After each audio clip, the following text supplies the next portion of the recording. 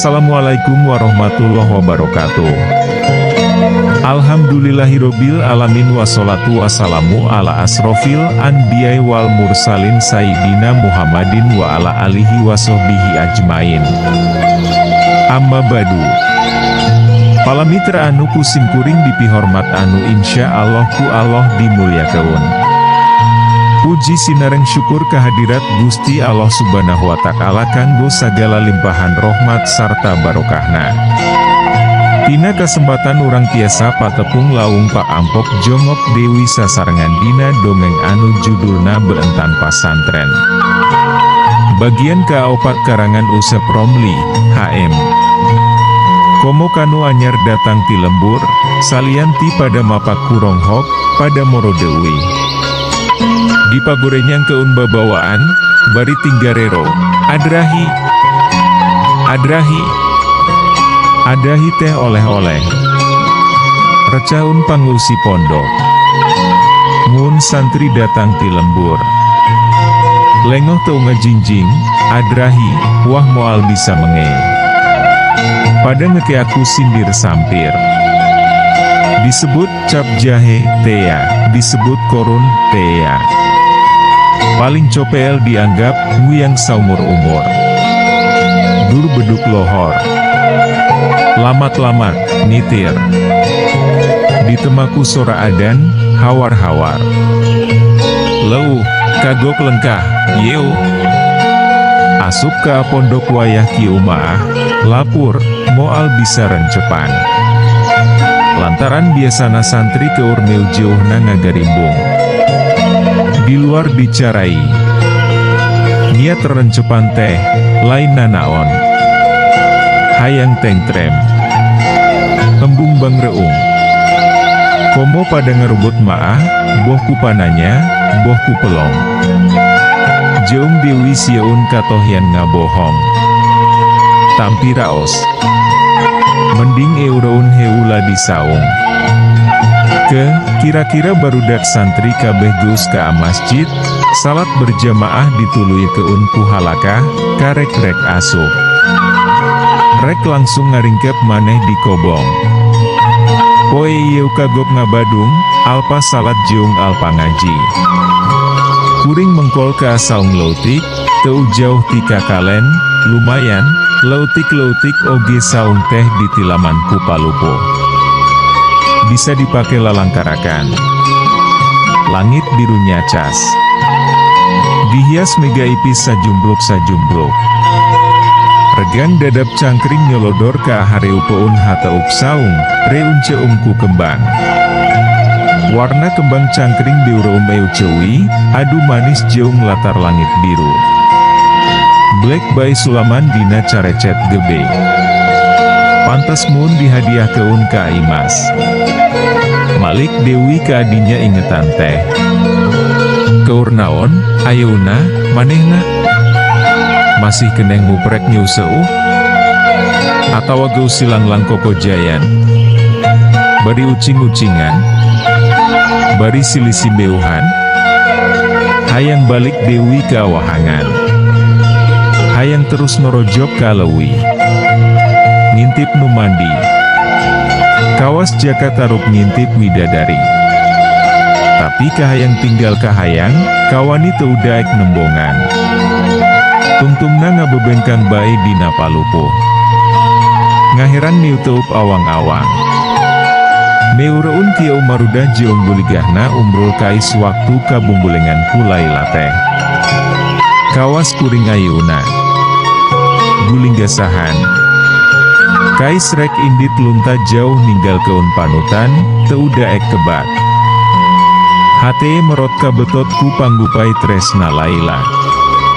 Aweuhan gaib hariring asih, ngukuntit, nyaram poho ka ajungjunan, nyaram poho ka abanjar karang pamidangan. Kifa nabti min zikri habibi wa manjili de siktili wa bainat dahul wa haumal hiap ka adiru urang reuro heula. Mieling kakasih jeung padumukan di siktiliwa antara dahul jeung haumal. Moal binati kitu. Rek ngajujuk pondok, ngingkahan wahangan, kari reang reing. ka ditu teu maju, ka diu teu laju. Inget Dewi ka Asimas bejo tukang rambut kusut. Nyarita keun lalampahanana dipegat begal di leuweung jati alas roban. Nya kitu reang-reing. Maju teu wani, rek lumpat siun di udak. Tungtungna nambru. Maju ora wani, mundur ke wiwirangan. Tungtungna nunggeng, kitu cek si Mas. Kuring deapan nonggeng di saung. Kondial rasa keuhaul. Ambek, tapi teu puguh tiam bekeunana. Murang maring sorangan, ngagremet. Terus make jung ngaweweleh ka kolot sagala rupa. Nganaha-naha ka bapa, nungga haja-haja nitah masantren. Nganaha-naha ka ema, ka embi, nungga bibitaan, pajah genah keneh jadi santri tibatan jadi budak sakola. Nusarakola mageus rea. Puluhan, ratusan rebu. Asupna oge kudu testing. Ka pasantren mah. Asal daek, saur bapa. Ema gancang nambihan, jeung diulik ku urang, di pasantren teh, ilmu agama. Ilmu keur kapentingan hirup di akhirat. Kahirupan akhirat leuwih penting batan kahirupan dunia, lantaran hirup di akhirat mah langgeng, saendeng-endeng. Beda jeung di dunia, ukur saheulaanan. Embi nemrong, tapi lain hartina ilmu pasantren hiun teu manfaat keur urusan dunia. Manfaat pisan malah.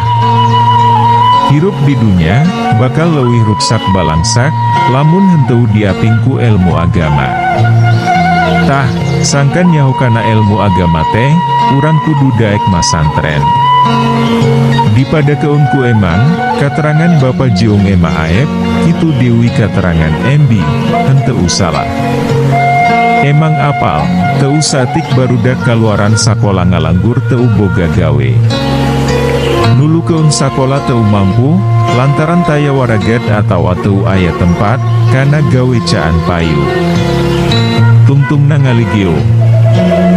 Ka luhur heun teu sirungan, ka handap heun teu wakaran. Tina apingan kolot geus lesot, didikan agama kurang.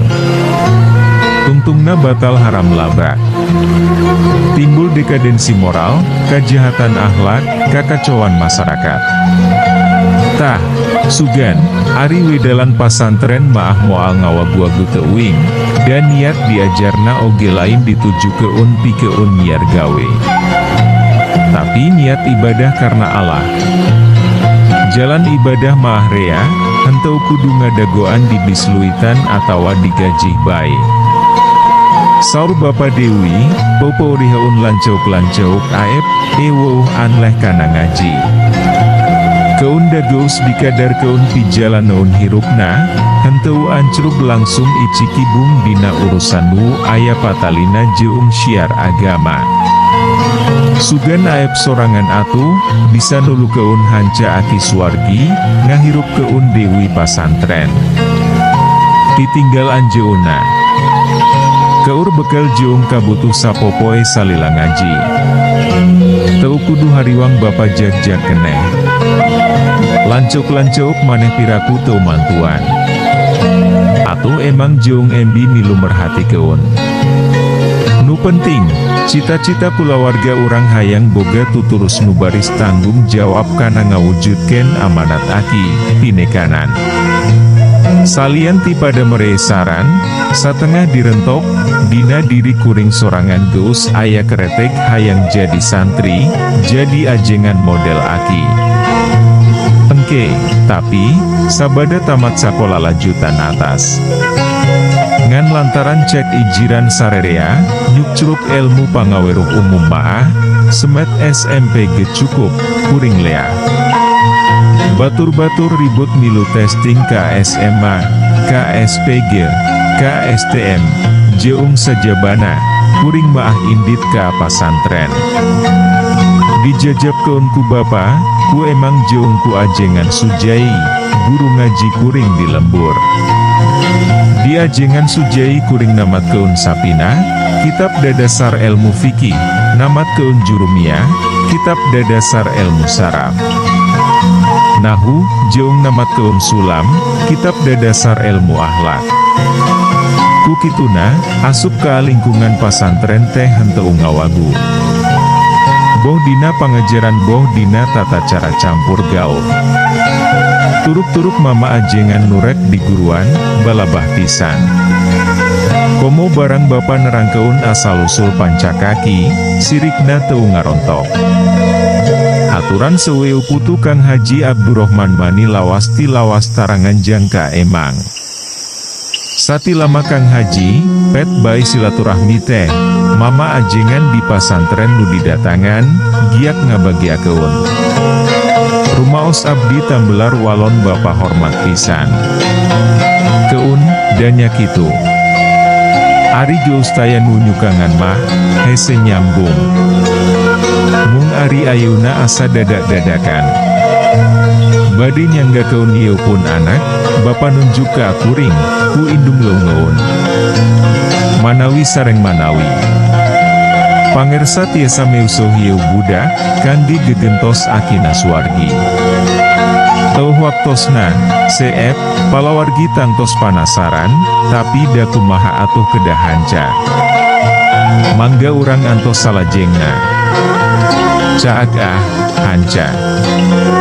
Urang simpen di handeuleum sieum paragi nyokot ninggalkeun, enjing sampur dewi, hapunten palamitra kanggo nyumangetken sim kuring, Mang Augustin ngadongeng teh, nuhun keun di subscribe, di like sareng di share, manawi masih aya keneh nu resepeun, supados teu kakantun carios salajengna.